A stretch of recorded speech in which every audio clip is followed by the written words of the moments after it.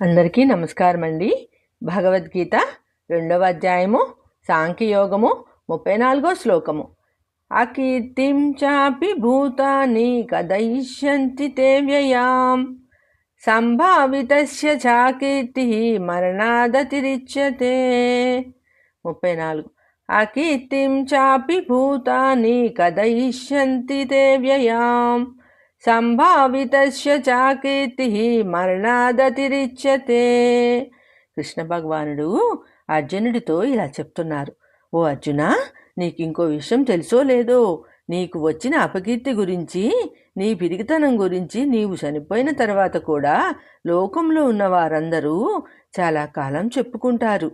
నీ వంటి వీరుడు, పరాక్రమవంతుడు, అత్యుత్తమ ధనుర్ధరుడు, విజయుడు అని పేరుగాంచిన వాడు ఇలా అపకీర్తితో బాధపడడం కన్నా యుద్ధంలో చావడం మేలు కదా, ఆలోచించు.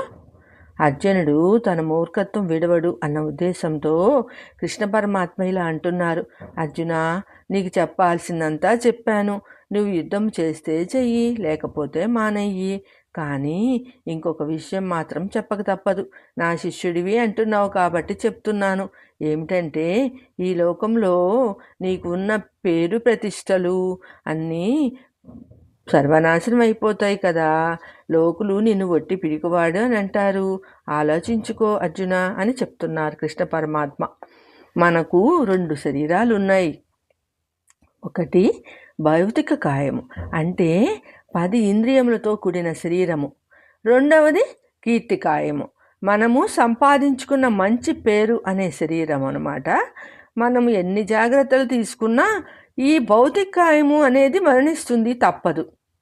కానీ కీర్తి అనేది శరీరానికి మరణం లేదు.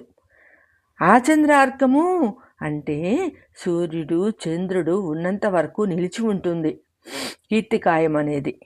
అందరూ ఆయన మంచితనం గురించి గొప్పగా చెప్పుకుంటారు కీర్తికాయం ఉన్న వారి గురించి. చనిపోయిన వారిని కీర్తిశేషులు అంటారు. అందుకనే కీర్తి మాత్రమే మిగిలిన వారు ఆనాడు కానీ ఈనాడు కానీ ప్రతివాడు తన కోసం బతకటం లేదు, ఇతరుల కోసమే బతుకుతున్నాడు. పేరు ప్రతిష్టల కోసం పాకులాడుతున్నాడు. చాలామంది ఇతరులు మన గురించి ఏమనుకుంటారో అని మదనపడుతుంటారు. ఇతరుల దృష్టిలో మంచివాడు అనిపించుకోవాలని తపన పడుతుంటారు. అందుకే కృష్ణ పరమాత్మ అంటున్నారు, అర్జున, సాధారణంగా గొప్ప గొప్ప పనులు చేసిన వారికి ఈ శరీరం పోయినా వారి కీర్తి శరీరము అనేది కలకాలం నిలిచి ఉంటుంది. అలాగే నీ కీర్తి కూడా కలకాలం నిలిచి ఉండాలంటే గనక లేచి యుద్ధం చేయి అర్జున. యుద్ధం చేయకుండా పారిపోతే అపకీర్తి ఈ జన్మతో పోయేది కాదు. రాబోయే తరాల వారు కూడా నీకు వచ్చిన అప్రతిష్ట గురించి రకరకాలుగా చెప్పుకుంటారు. సాక్షాత్తు ఇంద్రుడి అర్థసింహాసనం మీద కూర్చున్న నీవు ఇంతటి అవమానాన్ని భరించగలవా అర్జున? ఇటువంటి అపకీర్తి మూటగట్టుకోవడం మరణం కంటే హీనమైనది అంటూ అర్జునుడిలోని అహాన్ని మరింత రెచ్చగొట్టారు పరమాత్మ. తర్వాతి శ్లోకంలో అర్జునుడి అపకీర్తి ఎలా ఏ విధంగా వ్యాప్తి చెందుతుందో పరమాత్మ చెప్పబోతున్నారు. నెక్స్ట్ 35వ శ్లోకంతో మళ్ళీ కలుసుకుందామండి.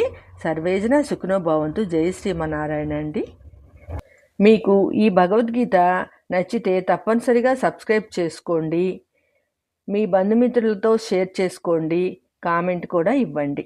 Thank you.